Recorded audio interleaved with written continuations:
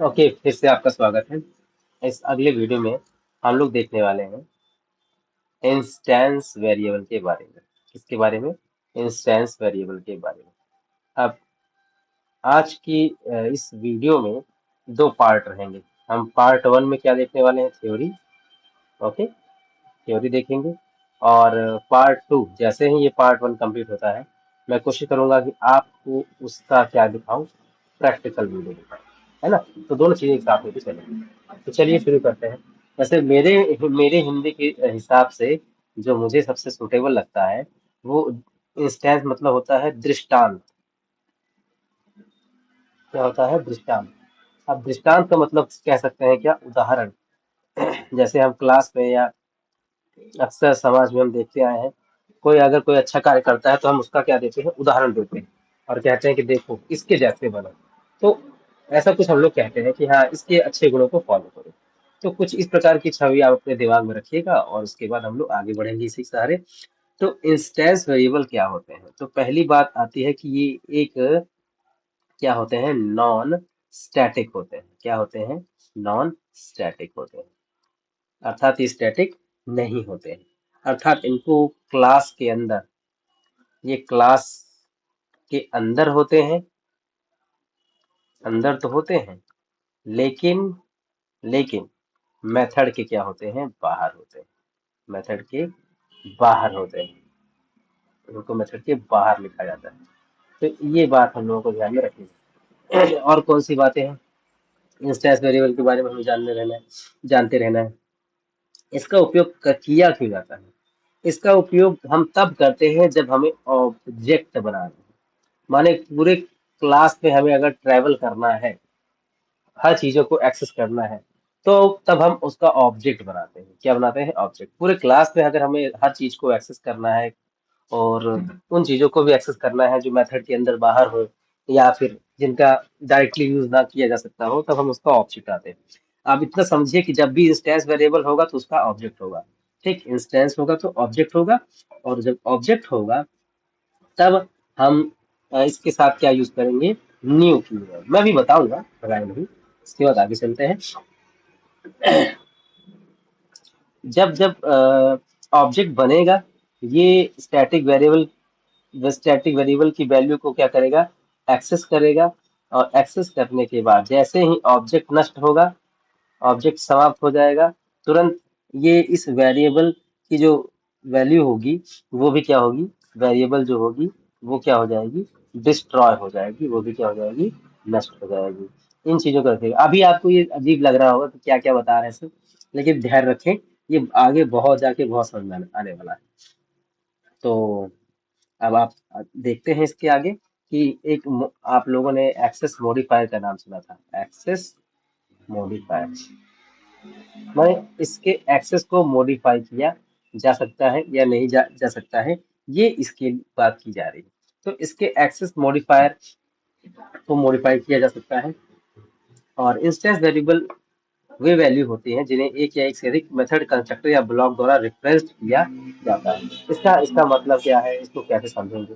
देखिएगा, यहाँ पे लिखा गया क्लास और यहाँ लिखा गया ए, क्लास का नाम। अब यहाँ जो लिखा जा रहा है वेरिएबल नेम, वेरिएबल नेम, ये क्या है? ये पब्लिक स्टैटिक वाइड मेन वाले मेथड से क्या है? बाहर। क्या है? बाहर। तो इसी की बात की जा रही है यहाँ पर। यही है आपका क्या? Instance variable. इसको एक्सेस करने से पहले क्या बनाना पड़ेगा? ऑब्जेक्ट बनाना पड़ेगा। अब ऑब्जेक्ट बनाना पड़ेगा तो बनाते कैसे हैं? ठीक, बड़ा सिंपल है। How to create object. Object कैसे बनाते हैं? तो ऑब्जेक्ट बनाने का सिंपल सा नेम है कि सिंपल सा तरीका कि क्लास का नेम रहेगा, जो भी क्लास नेम दे रखी है, और फिर यहाँ पे ऑब्जेक्ट का नेम लिखेंगे। क्या लिखेंगे? ऑब्जेक्ट का ऑब्जेक्ट का नेम लिखेंगे। ऑब्जेक्ट का नेम लिखने के बाद इक्वल लगाएंगे, न्यू लिखेंगे और फिर लिख देंगे क्या? क्लास का नाम। इतनी चीजें करनी होती है। ठीक है, इतनी ही चीजें आपको क्या करनी होती है? सॉल्व करनी होती है।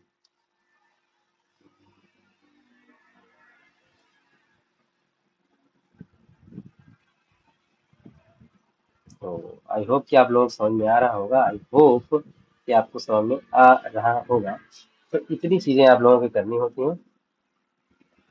तो मैं आपको दिखाता हूँ कि इन सब चीजों को कैसे बनाते हैं।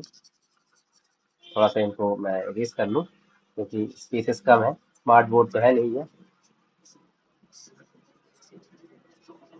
ओके, चलिए शुरू करते हैं। तो इस प्रकार से इसको लिखते हैं। ठीक है, इस प्रकार से लिखा जाता है। ये इसको लिखने का एक तरीका होता है। तो इस प्रकार आप समझ सकते हैं। चलिए, अब आगे बढ़ते हैं कि इसको सर बनाते कैसे हैं। अगले पेज पे देखते हैं। बनाने का तरीका बहुत आसान है। जैसे अगर मैं बना दूं, क्या बनाऊं कि क्लास क्लास ए और उसके अंदर लिखूं कि इंट इंट होल्ड ऑन, ये इंस्टेंस है अर्थात ये एक स्टैटिक है, तो हम स्टैटिक लिख सकते हैं। Static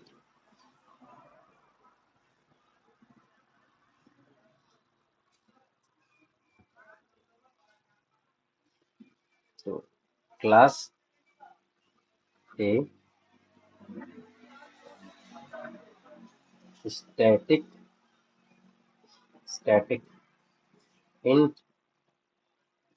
A is equal to 1 semicolon. अब हम यहाँ लिखते हैं public static void main string args argument, और इसके अंदर हम एक और बनाते हैं int b is equal to 2 comma c is equal to 3 comma sum is equal to a plus b plus c। तो ये होना तब संभव है जब हम इसका क्या बनाएंगे, इसका ए का क्या बनाएंगे, ऑब्जेक्ट। अब ये बात आती है कि क्यों बनाएंगे सर ऑब्जेक्ट। क्योंकि जो भी चीजें आपके मेथड के बाहर की होंगी तो सबके लिए हमें क्या बनाना पड़ेगा, ऑब्जेक्ट बनाना पड़ेगा। अब ऑब्जेक्ट बनाने का तरीका आप लोग पिछले इसको देख चुके हैं स्लाइड में कि पहले क्या लिखते हैं, क्लास का नाम लिखते हैं। पहले क्या लिखते हैं, क्लास का नाम लिखते हैं। तो यहाँ मान लेते हैं क्लास का नाम क्या है, क्लास का नाम ए। तो लिखिए, यहाँ लिखेंगे ए। ऑब्जेक्ट का नाम कुछ भी लिख सकते हो, मान लेते हैं हम ऑब्जेक्ट को ओबीजी लिख लेते हैं। ऑब्जेक्ट इज इक्वल टू, फिर क्या लिखते हैं, पीछे देखिएगा उसमें लिखा गया है क्या, न्यू लिखा गया है। तो हम भी क्या लिख देंगे, न्यू लिख देंगे, न्यू। और फिर क्या लिखेंगे हम, क्लास का नाम ए। तो अब ये तो हो गया कि हम ऑब्जेक्ट बनाया है, लेकिन अभी उस ऑब्जेक्ट ने इसको एक्सेस नहीं किया है। क्या, एक्सेस नहीं किया है। अब इसको एक्सेस कराने के लिए क्या करेंगे, एक्सेस कराने के लिए हमें अ, लिखना पड़ेगा क्या, एक्सेस कराने के लिए एक होता है ऑब्जेक्ट बनाना, एक होता है एक्सेस करना। ठीक है, तो हम पीछे भी इस चीज को मेंशन करा दे रहे हैं। क्या मेंशन करा दे रहे हैं कि ये तो है ऑब्जेक्ट बनाना, ऑब्जेक्ट एक्सेस करना होता है तो सीधे लिखते हैं ऑब्जेक्ट ऑब्जेक्ट नेम डॉट लगाते हैं। ये डॉट क्या करता है, एक्सेस करने का काम करता है। ठीक है, क्या करते हैं, एक्सेस करने का काम करता है। तो एक्सेस कराते हैं, चलिए देखते हैं। या लिखेंगे ओबीजे ऑब्जेक्ट डॉट किसको, ए को, और यहाँ लगा देंगे क्या, सेमी कॉलन। अब ये तब जाकर के ये ऑब्जेक्ट उस जाएगा और उस वैल्यू को क्या करेगा, एक्सेस करेगा। ठीक है, तो आइए शुरू करते हैं। तो चूंकि समय बचाना था, तो यहाँ पे हम लोगों ने क्या कर दिया है, पहले ही ले लिया है इसको वैल्यू को। यहाँ ये देखिए ए ऑब्जेक्ट बना इस क्लास के नेम में, और इस एन ने क्या किया, उस ऑब्जेक्ट जो इस वैल्यू को क्या कर रहा है, एक्सेस कर रहा है, उस वैल्यू को ले जाके स्टोर कर रहा है किसमें, एन में। और उसी का यूज किया गया है सम में, सम एन प्लस बी प्लस सी। और जब इसको रन कराएंगे आप देखेंगे तो आप पाएंगे, क्या पाएंगे,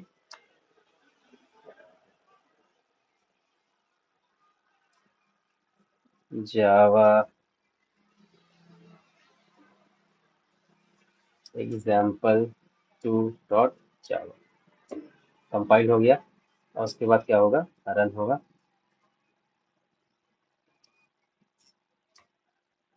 तो ये आपका किसी दूसरे का आंसर है, तो आप इसको देख लीजिएगा, रन हो जाएगा। Thank you so much.